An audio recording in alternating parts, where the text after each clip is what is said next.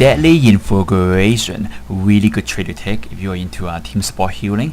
Every time you leave Death Shroud, you and all the level 5 of your allies around you get healed for around 800 health. Assuming you are like me, you have around 1500 healing power. And I can do it every 10 seconds just by going in and out of DS, or if I trade for it, I get lead to death, I can do this every 5 seconds. So that's pretty good healing for yourself and all the allies around you. Really useful for both one-on-one fights or third versus third fights. Quick killing first, useless, I gotta say. I mean, yeah, if you carry dagger, both main hand and off hand, it'll give you 25% running speed, but honestly, people will always, I mean, if you want running speed, you will want to carry Spectral Walk, or you will want to carry the Settler of the Locust, which give you constant running speed. I think Blood Magic is just too variable, like the trade slot is too variable to waste on this trade here. I think this trade may be useful if you have an overhaul, like for example, maybe give players 66% running speed bonus if they were using Serpentine Health, like Churning skill. So it become a useful temporary crazy speed boost, that sort of thing. It'll be more useful that way than a constant running speed, which we Necromancers have better skill for that purpose. Fertile Consumption, I can see the potential of this skill when it works with the basically when it does work. Like when you draw all the condition from your allies to yourself, and then you use this trait to get rid of them through your mutants. Because when you mutant master 5 mutants every 10 seconds, it's not too bad, it's decent, it's fair. I think this trait, I see potential there, but until we can draw condition rapidly and consistently away from our allies, it's not useful right now. Vampire Rituals, I guess if you have a really high critical build with the Vampire Precision and also a Butt First all together for some kind of well bombing build, I think it's going to be useful. Especially when you can immobilize the enemy with a dagger, because when you go power, you go dagger, when you immobilize in a well, perfect, all works together. But other than that, this trait is not really useful for a genuine usage for other builds, so only that specific build will work, but other than that, not too useful.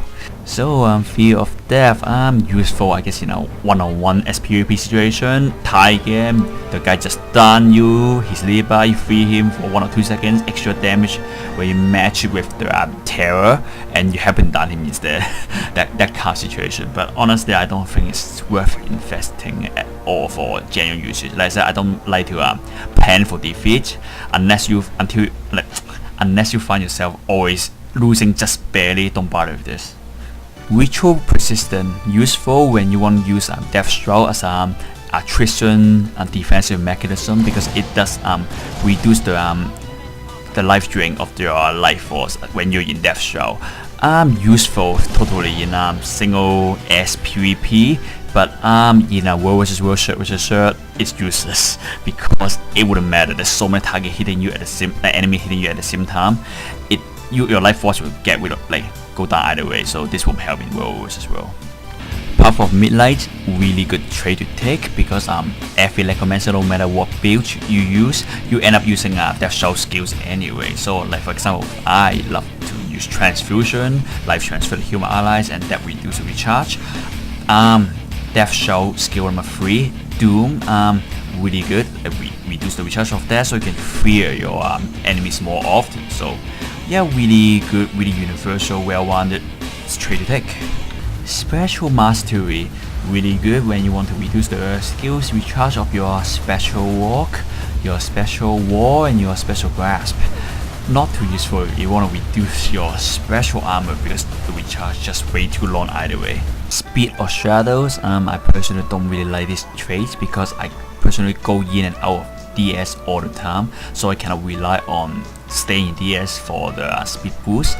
And yeah, similar to the Blood Magic 10's Quickening First, it's just there's better movement speed options available to Necromancer, so I think it's kind of pointless to have this. I think Speed of Shadow is better off if it just become one with Foot in the Grave, so give us one trait that gives both stability and movement speed. That would be more useful for us. Unyielding Blast, really good trade, especially when you use a Power Build or Mutant Master, because it adds a vulnerability from a Life Blast, which almost every single Necromancer out there uses. So you mix this with Mutant Master, so you have mutants hitting the target and now he's vulnerable, he takes more damage, and you can further mix this with Reaper's Might, so as you cause vulnerability on the target with your Life Blast, you're also getting Might, so it greatly increase the damage that you deal into your enemy altogether. So that's why really good trade to take. Mark of Revival, really decent skill if you want to revive someone, because it casts the fear mark as soon as you start reviving. So anyone that come in to storm your allies will get fear away, including any stealth thief. So for that objective, I think it's a pretty decent skill. But for me, when I play with Soul Reaping, there's usually better skills that I could have picked, so I usually don't pick this one. Decaying Swarm, I personally don't really like this trait because of the objective of it. Locust Swarm, the objective of the Locust Swarm, I mean, yes, you can use this to run away, but the number one use, in my opinion, is to catch somebody and just hold someone in melee range by crippling them, and while you yourself is running fast with the Swiftless. So I think it's an offensive skill, but this trait enables this when you are low on health, and this is pretty much contradicting, should I say. So I personally don't like this trait. Master of Terror, useful if you use this as part of the Terror build that we talked about earlier, since it extends the fear duration by 50%. Soul Marks, decent skill, use staff, because it adds a 3% life force generation for all your staff seals, so really useful, especially for Mark of Blood. If you trade it, you can use this every 4 and 7.5 seconds, pretty decent. But honestly, if you ask me, if you want life force generation, nothing beats the dagger. Doesn't mean the trade is bad, but I don't know, it's give and take. If you have space, take the skill. If not, don't bother. Foot in the Grave, this got to be one of the most ionic traits in the whole game, because if I can use this trait with the trait White Legs to lead to death, I can pretty much keep stability up maybe 60% or more of the time by going in and out of death show every 5 seconds.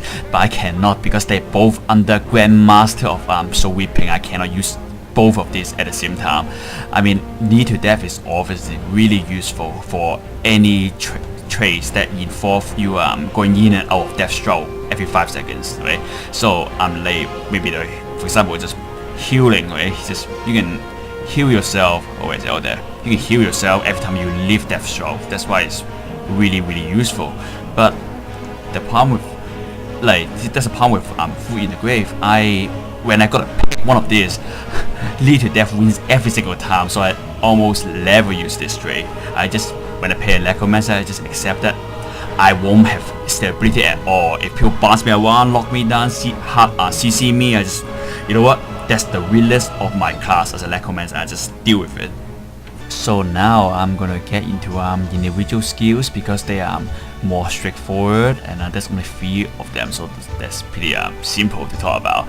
I'm gonna start with the Plague. This is by far the best world versus world skill the Necromancer has, because of the brand, AoE brand they have. So how you use this? So you charge with your Zerg. Let's say there's an enemy right there, right? So you charge in, you cast your looks, you look them down, and then as you are in the middle of the enemy Zerg, you cast Plague. You cast Plague and you press 2 once, and then it's auto cast after that. You don't have to press it again and again. Once you press 2, it's already there. So you will be branding and poisoning the enemy every single second, and this is the best skill, the Plague of Darkness in the Plague's arsenal. Bleeding and crippling is not really as useful in our Zerg versus Zerg fight. You want to brand the enemy and disable them, so the rest of your team can do the damage. You don't have to do the damage yourself, right? You just want to disable the enemy. That's the whole purpose of that elite skill, and that's why it's the best elite skill for the Necromancer in a world versus world.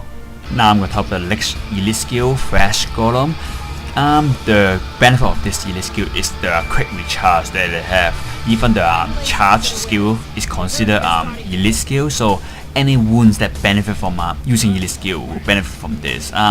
So you cast the Flash Golem, and the lateral attack of the Flash Golem every I think 2 hits, it will cripple the enemy. So it's pretty useful as a slaying ability, although the Flash Golem unfortunately doesn't have its own speed buff, so if someone just kites it, it may not always hit, right? And another thing that the Flash Golem gives you is the charge ability, which is really useful when you're fighting multiple enemies. So let's say there's an enemy shot right there where you want to pick an area that you can charge for multiple of them, like for example like this, and then you use charge, and then this target stop my minion, but normally the golem will charge for all this enemy in a straight line like this in that direction, and then you will lock them all down, and that will shut down all the skills and everything else with them. The golem's also really good for hitting and locking down the gate, because as I previously demonstrated, when it charges at the gate, it will hit the gate multiple times, doing pretty decent damage. So it's useful in sieges when you start siege a tower. And another benefit of the Flash Golem, if is that you can swap out the elite for another thing anytime. Like for example, where I'm currently under charge, but I don't have to use it, where I can just switch out to the different elite, and it can use the Lich form, for example, anytime I want. So that's one trick that you can use with the Flash Golem. Now I'm going to talk about Lich form. I found this skill to be a better use as a single SPVP one-on-one type of fight, and for world versus world it's not really as effective, because it's not as really as a game changer as Plague was. Plague, when you charge in the enemy, you can burn a large bunch of them, and every skill they use will turn out missing, so it's not going to hit your ally, so it's a really good defense for your whole circle. You keep your circle alive, they deal the damage, they kill the enemy, it all works out. While Lich form, I mean, you are a bigger version of yourself, you do more damage, you have a few really cool AoE skills, but honestly you are just a strong version of your original self. You're still not the game changer that Plague will bring to you. I mean, most people use this for the power or critical build, because the skill number 1 of a Lich form is really highly damaged, especially on a power build. But honestly, in a group serve versus serve fight, you want to use Plague because it really helps your serve to survive longer. And the recharge of a lot of those Lich form skills really high. It's just not consistent. Like you can only use it once per transformation, that kind of thing. Okay, I'm gonna turn this on to show you. Look at this. So yeah, I call the expose, pretty much killing, condition, dealing, whipping booms off, fun. 30 seconds, you can use it once, okay, fun. And then some summon which will die in a second in a third fight. Shielding win, lock back, a bunch of food that could be useful, but I will probably use the Flash Golem for that purpose. This one, wardability is not too bad actually for per 10 seconds. It's decent, I guess, but not really as useful as Plague in a third versus third fight. And yeah, that's auto attack, one single target, right? So that's the that's the problem I found with Lich form in a world versus world. So in a SPVP, use Lich form no problem, but in world versus world, stay with Plague. It's the best skill we have. Now I'm gonna talk about the healing skill. So summon Boomfiend. This is probably the best attrition healing skill the Necromancer have, because after you summon it, every time the minion hits, it heals you for like 900 something health for my case. So it's really good, and just before it dies, you can kill it and get like 5000 health back. So that's really good, really useful. It's the best attrition healing skill that Necromancer have, I would say. Consume conditions. The purpose of this skill is to remove all the condition on you, and also get extra healing from those conditions. Really useful if the enemy happen to use a lot of condition on you, like another Necromancer for example, or maybe a thief, that pistol dagger thief, that kind of thing. But I don't find this skill good personally, because like you in world versus world, you cannot guess that the enemy is going to be a condition guy. He may just well be a high blast damage guy, right? I mean, then this healing will not be useful, because the recharge is 25 and you don't get extra healing from the conditions. Versus the Boomfiend is better, because like the recharge is shorter. You can even trade it so it recharges every 16 seconds. So it's better for that purpose. So I don't really like consume conditions. It depends on the enemy you fight. It's just luck of the draw, that kind of thing. But this Boomfiend, I find it more consistent, help me survive longer for that purpose, so it's better for attrition.